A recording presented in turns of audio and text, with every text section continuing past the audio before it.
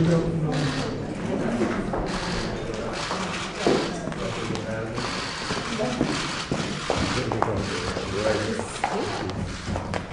good afternoon, everybody. I am very, very happy to welcome my friend, Lady Catherine Ashton, here. We are the veterans of some wonderful dinners and meetings together, and I think we have had a meeting of the minds on many occasions in the past, so I'm really happy to have you come back here. First of all, let me just begin by saying to everybody that a lot has been written in the last year or so about America's increased efforts in Asia Pacific. And I want to emphasize with Kathy, who we've talked about this previously, that the rebalancing that President Obama is engaged in does not and will not come at the expense of any relationship in Europe whatsoever. In fact, we want more engagement with Europe, and we think Europe can be more of a partner in those efforts, which is one of the reasons that President Obama is so firmly committed, as he said in the State of the Union message, to a trade and investment partnership initiative with Europe. And I think Europe is, I hope, excited by it. I think there are huge possibilities. Both of our economies can benefit by this engagement. There's an enormous amount of benefit for our citizens throughout Europe, and here in the United States we can create jobs. We will have greater market clout as a consequence of that, and I think this is something we can get to. We all know the difficulties, but I think this moment is one that we could really get to, and we're going to talk about that a little bit. We're very, very grateful to Cathy Ashton and her leadership and the EU for their efforts on the humanitarian side with respect to Syria, and we will continue to work together to try to end the violence and respond to the humanitarian crisis. We also have as good a partnership as I think anyone has ever had cross-Atlantic with respect to Iran. The P5+1 initiative, which Cathy Ashton is leading, is a critical effort to avoid confrontation and to provide for a peaceful resolution to the challenge of the Iranian nuclear program. And I've talked before with her about that. We'll continue that discussion today.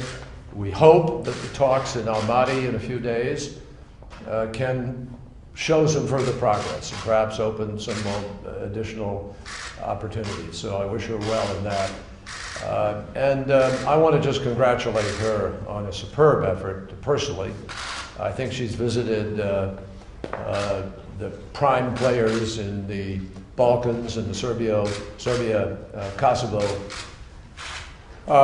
continued challenges, and she's really working diligently to be able to try to bring parties together and get a final resolution to that. So I wish her well in that, and I can't tell you how terrific it is to welcome you here. We see each other everywhere else. Now I wanted to say hi here.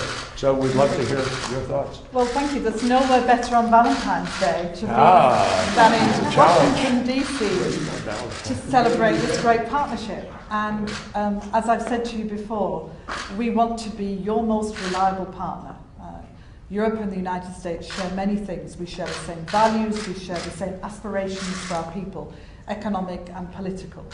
And the opportunity of being able to deepen those economic ties is very exciting. It's very exciting across the 27 countries of the European Union. I think it's very exciting here too. You know, I was the Trade Commissioner, and I joke about that I did beef and bananas with my dear friend Ron Kirk. It was tough, but with political will and the good support of industry, you can achieve an enormous amount. And I think we can do this and do it in good time. And you and I will have a role to play in that in terms of the political strengths we can bring to this.